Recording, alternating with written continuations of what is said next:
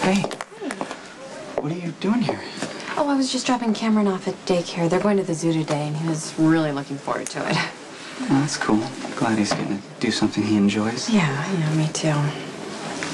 Remember when we took Jakey to the zoo, how much he loved those tigers? Yeah, could barely tear him away for lunch. I know, and then do you remember how we lost him? Oh, that was ridiculous. I still can't believe he made it all the way across the zoo. All the way to the tigers. And he had no idea why we were so upset with him.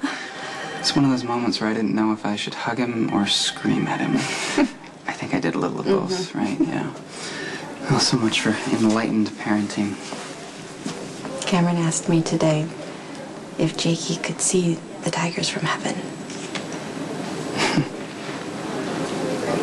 It's amazing how many ways you can miss one little boy, isn't it?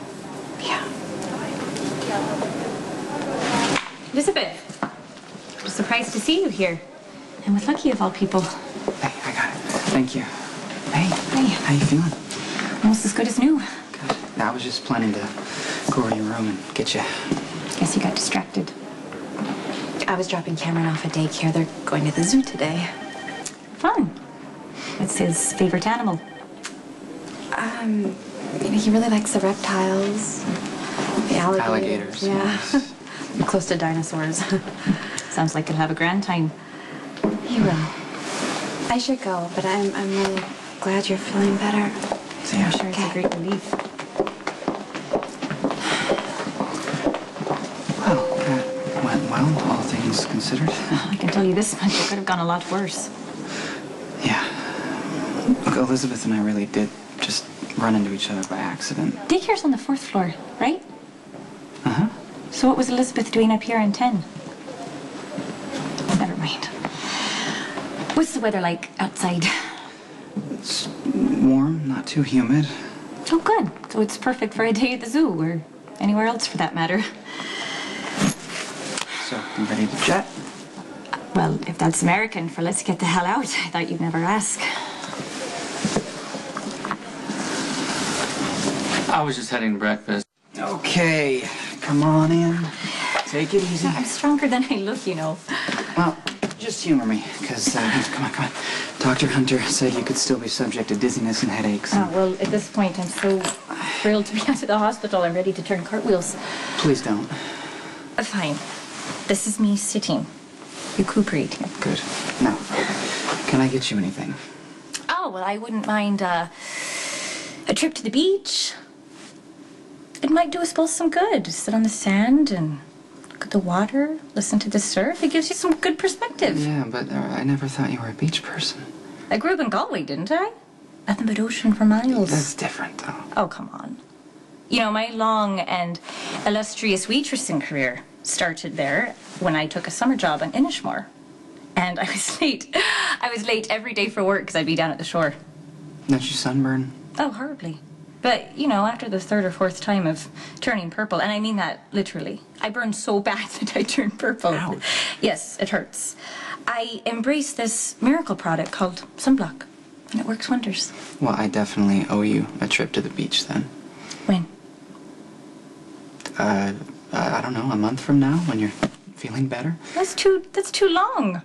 You just expect me to sit here and stare at your walls and catch up on my reading? 2 weeks. How's that sound? That's better. Yeah? I mean, we could drive out to the Hamptons. I could get a room. I mean, nothing too fancy. I don't want you to get carried away. I don't need fancy. I've got the ocean in you. I'll be a happy woman. You mean that? You know, for the record, I don't normally follow men I barely know halfway around the world. And I certainly don't marry them.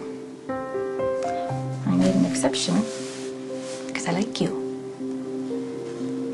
Does it bother you in the least that I nearly killed you? In a way, thank you. I owe you an apology. Well, for nearly dying in a fire that I set? Well, if I thought it through, if I had a little more faith, I'd have realized that you were burning a house. You weren't trying to kill yourself. Oh, I see. So, it's your fault for not knowing that I was being selfish and arrogant and not suicidal. I like that. That's not bad. Can we just both say that we were both sorely out of our minds that night and just leave it at that? I guess so. You know, my mom loved that house. And my sister grew up there. And now, it's just ashes. I can't even remember what I was trying to accomplish. Closure? Break from the past? Or maybe it was a tribute to your father, since you said Luke always wanted the place gone. Yeah, but that was revisionist history. I mean, there were plenty of times where he was happy there. He just doesn't want to remember them. Maybe it was just too painful. Looking back, remembering happiness, being able to see clearly how you lost it, that has to be torture. Yeah. You know, it's easier to tell yourself that you were never happy and that you just wanted to be free. Guilt and grief are terrible burdens. For Luke and for you. Yeah, well, I'm fine. Are you? Just because you say a thing, it doesn't make it so. There's no rule book for mourning a child. Everyone has a breaking point. And if you're nearing yours, it's okay to say so.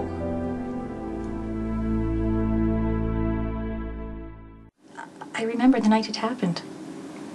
You left the hospital and you went straight to Luke. Gotta love the irony. You allowed yourself to accept your father's help. And then Luke turned out to be the driver. And it became about his drinking and your family's denial. And all those things were important, but what got overlooked was the reason that you went to Luke in the first place. The support he gave you. Who's supporting you now, Lucky?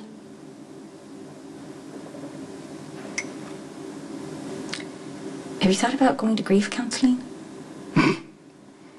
No. That's ridiculous. It's not my thing. Well, maybe it would help.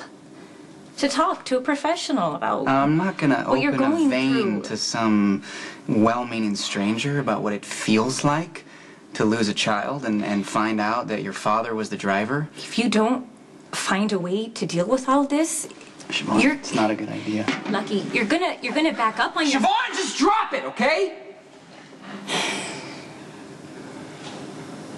Just...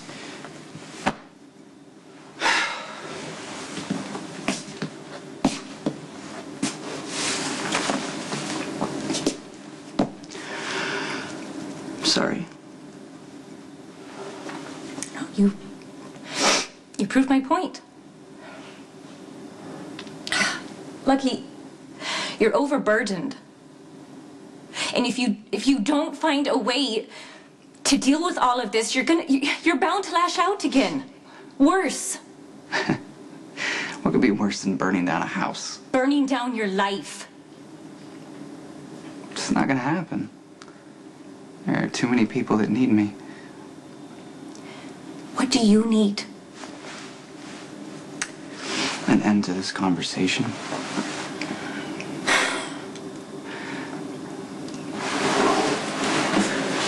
Look, Siobhan, I know you're just trying to help, but I don't want to do this right now, okay? What? Never mind. Just say it. Oh, I've meddled enough. Come on, I dropped a house on you, literally. If you want to meddle, just go for it. Come on. Are you still working through your program? Yes. Always. Okay, well, as long as you're taking care of yourself, I have no complaints. Okay. Except about the beach. I mean, do you think we could maybe go this weekend? Oh. Okay, listen. Here's what I'm gonna do. As soon as I get a note from your doctor, I'll take you to the beach. Oh, you'll get a note all right. Even if I have to forge it myself. See, I knew there was something I liked about you.